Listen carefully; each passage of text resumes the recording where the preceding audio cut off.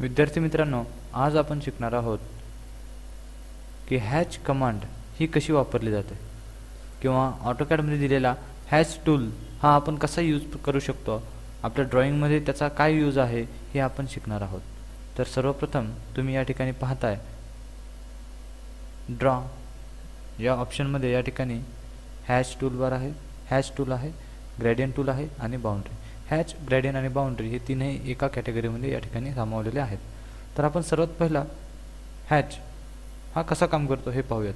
त्यासाठी मला या ठिकाणी एक सर्कल ड्रॉ करायची गरज आहे. मी एक सर्कल ड्रॉ करतो.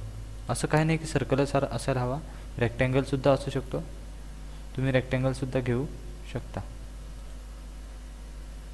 त्यानंतर या ठिकाणी क्लिक करून हॅच यावर क्लिक करा. तुम्हाला जो एरिया हॅच करायचा आहे त्या ठिकाणी तुम्ही त्या इंटरनल क्लोज्ड एरियामध्ये तुम्ही जाऊन क्लिक करू शकता. तो एरिया हॅच होऊन जाईल. पण त्या अगोदर तुम्ही वरती पाहताय की या ठिकाणी हॅच क्रिएशन असा एक टूलबार आलेला आहे. मी जसं हॅच कमांड ॲक्टिवेट केली लगेच या ठिकाणी हा टूलबार आला आहे. आता यामधून मला काही माझ्या हॅचमध्ये चेंजेस करता येतात. म्हणजे थोडक्यात काय तर मला त्याच्यामध्ये कोणत्या प्रकारचे डिझाईन्स हवेत हॅच करताना ते मला या ठिकाणी हॅच पॅटर्न्स सिलेक्ट करता येतात. तर या ठिकाणी मी क्लिक केल्यानंतर मला अजून मल्टिपल प्रकारचे हॅच पॅटर्न्स या ठिकाणी दिसत आहेत. त्यापैकी मी सुद्धा एखादा हॅच पॅटर्न मला हवा त्याप्रमाणे मी सिलेक्ट करू शकतो. ज्या ठिकाणी ग्रेडियंटसुद्धा या ठिकाणी मिक्सअप तुम्हाला दिसत आहेत. ग्रेडियंट आणि हॅच दोन्ही प्रकारचे आहेत. तर तुम्ही कोणताही सिलेक्ट करू शकता. तो या ठिकाणी असा अप्लाय करू शकता. जसं मी क्लिक करेल तसं त्या ठिकाणी तो फिक्स होऊन जाईल. ओके, याप्रमाणे. आता ह्यांच्यामधलं डिस्टन्स जे आहे हे कंट्रोल करता आलं तर मग आपण ते पाहू की कसं कंट्रोल करता येईल. या ठिकाणी दिसतंय आपल्याला या ठिकाणी 1 आहे. तर आपण या ठिकाणी थोडंसं इन्क्रीमेंट करून पाहू. ओके, 2 याप्रमाणे. आता आपण पाहता याच्यामधलं स्केल जे आहे ते इन्क्रीज झालेलं आहे, म्हणजेच काय जास्त झालेलं आहे, वाढलेलं आहे.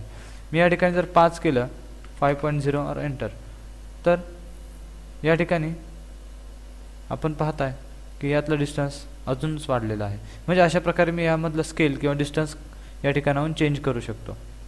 त्यानंतर या ठिकाणी पॅटर्न आपण पाहिला कशा प्रकारे पॅटर्न सिलेक्ट करू शकता. त्यानंतर या ठिकाणी आपण स्केल चेंजेस करू शकतो. याचबरोबर या ठिकाणी पॅटर्न जो आहे हा कोणत्या प्रकारचा हवा आहे, सॉलिड, ग्रेडियंट की युजर डिफाईंड. आपण सॉलिड घेतला तर या ठिकाणी आपल्याला अशा प्रकारे सॉलिड घेता येतं. त्यानंतर ग्रेडियंट म्हटलं तर ग्रेडियंट आपल्याला अवेलेबल होतात अशा प्रकारे, आणि ग्रेडियंटचे कलर्स या ठिकाणाहून चेंज करू शकतो आपण. त्यानंतर आहे पॅटर्न. पॅटर्नमध्ये मग कोणता कलर यूज करायचा आपल्याला तो या ठिकाणी आपण कलरसुद्धा यूज करू शकतो. आणि बॅकग्राऊंड कलर जो आहे तो कोणत्या प्रकारचा असायला हवा तो आपण या ठिकाणी सिलेक्ट करू शकतो. तर अशा प्रकारे हा या ठिकाणी ऑप्शन मला या ठिकाणी अवेलेबल आहे, तो मी यूज करू शकतो आणि मला जसं हवं तशा प्रकारे ड्रॉइंग या ठिकाणी ड्रॉ करू शकतो. तर अशा प्रकारे आपण आता हा हॅच पॅटर्न या ठिकाणी वापरलेला आहे. दुसरी गोष्ट या ठिकाणी आपल्याला पिक पॉईंट्स हा एक ऑप्शन आहे आणि या ठिकाणी आहे सिलेक्ट बाउंड्री ऑब्जेक्ट्स.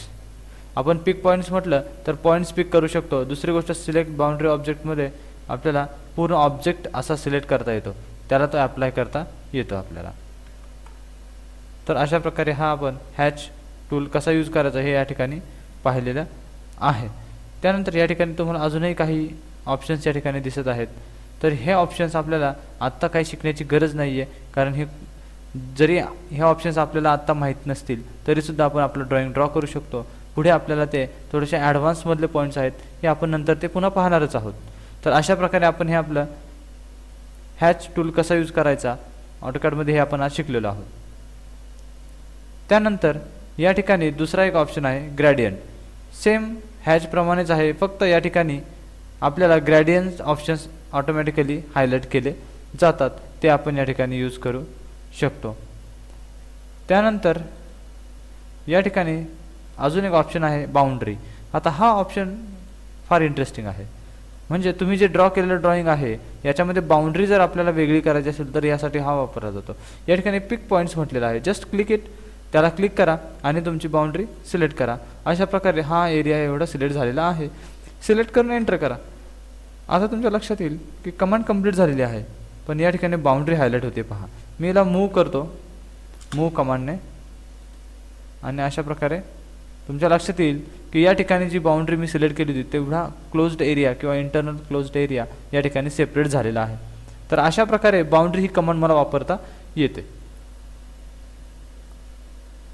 ठीक आहे. तर आज आपण जे काही कमांड शिकलो त्याच्यामध्ये पहिली कमांड होती हॅच कमांड, त्यानंतर शिकलो ग्रेडियंट आणि तिसरा टूल आपण शिकलो तो म्हणजे बाउंड्री.